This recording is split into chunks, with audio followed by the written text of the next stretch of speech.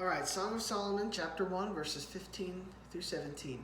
How beautiful you are, my darling, how beautiful you are. Your eyes are like doves. How handsome you are, my beloved, she responds, and so pleasant. Indeed, our couch is luxuriant. The beams of our houses are cedars, our rafters are cypresses or fir. The first thing we see here is a powerful statement from the bridegroom to his bride. He says, how beautiful you are, my darling, how beautiful. I think we see two foundational truths here. The first one being that he looks at her as beautiful. Despite all that she's gone through of feeling dark and all of that sort of stuff, he says, you are beautiful to me. And, so that's the first one. And the second one being, you are my darling. You are my love. You're the one who belongs to me. And so those are powerful things for him to say. He looked beyond her momentary weakness, her momentary mess, and he looked at her heart. He remembered her cry for the kisses of the word, the cry for her to for him to take her away into the bridal chamber. Even an immature believer who feels beautiful and loved by God will run to him and not away from him. He's so gentle and so kind, and so even in the midst of sin and in the midst of our struggles, we can run to him. He then says, your eyes are like doves. That's a powerful statement for the bridegroom to say that to the bride. Eyes like doves speaks of being single-minded and being loyal to Jesus. So, a dove has no peripheral vision and can only see straight ahead. And so this means that it can't be when it's flying around, when it's landed, whatever, it can't be distracted by what's happening to the right or what's to the left because it can only see one way. So for him to say your eyes are like doves means you're fully focused in. You're looking at me. You're not distracted by the things of the earth. Another interesting thing about a dove is that it will only mate once in its life, and if its mate dies, it will never mate again. And that speaks of loyalty. So for the bridegroom to say, your eyes are like doves, it's saying your eyes are fixed on me. You're like a dove. You're loyal to me. This is such a validation coming from the bridegroom. She responds, how handsome you are, my beloved, and so pleasant. So she's actually gotten revelation of his beauty. In the midst of him saying how much he loves her and how much he belongs or she belongs to him, she catches revelation of his beauty and she starts to pursue his heart. You're handsome. You're beautiful. You're excellent. His validation in calling her beautiful has led to her drawing near to him. She comes closer to him.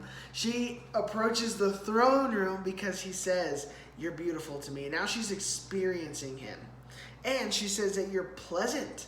She's actually enjoying him. Not only is this a religious duty of kind of checking things off the list, she's looking at his beauty, getting amazed with who he is, what he's saying to her, and saying, I actually enjoy this.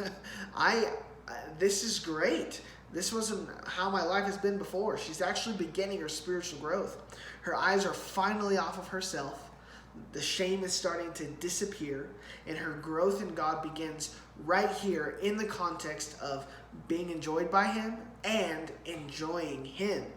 And it's her future. Her destiny has been rearranged from gloom to now glory. And that's a big deal. That's exciting. Then she says, indeed, our couch is luxuriant, or green, as other translations say. The beams of our houses are cedars, our rafters are cypresses or fir. So think about that. Our couch, our resting place, is luxuriant. It's green. It's vibrant. The green, luxuriant couches speak of being seated with him in heavenly places. So he leads us, his bride, to green pastures where there's an abundance of vibrant life and growth and maturity and all of those things. He wants to seat us in heavenly places to where we can be mature and growing continually and vibrant. As she rests in the revelation of the finished work of the cross, her spiritual life begins to grow and be mature. This is a big step for her.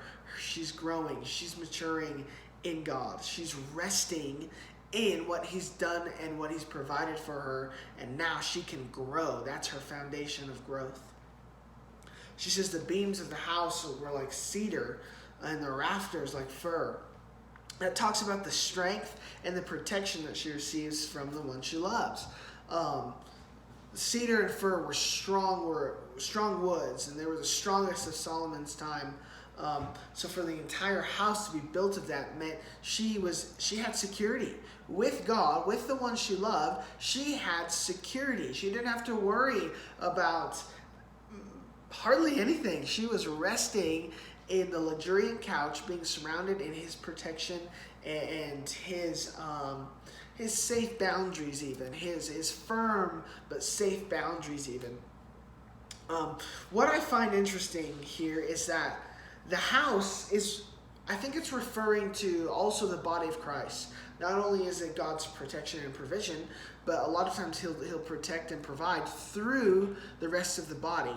And so, for many of us, being a part of the body of Christ can be intimidating because the church is messy, and a lot of times we can use the excuse, well, I can love Jesus without going to church and those sort of things. I can love Jesus and not be a part of the body. It doesn't quite work that way. Just because we've been hurt doesn't give us the excuse to draw back. When she had been stained by the sun, she was working in the vineyards of her brothers, and she got abused by ministry leaders, and all of that happened in her life. And as she's getting over that and he's working her through that, he brings her back to the body. He brings her back to the house of God, to the house that he's prepared for her. And so he validates her, says, hey, it's going to be okay. And he prepares this place. And now she's ready.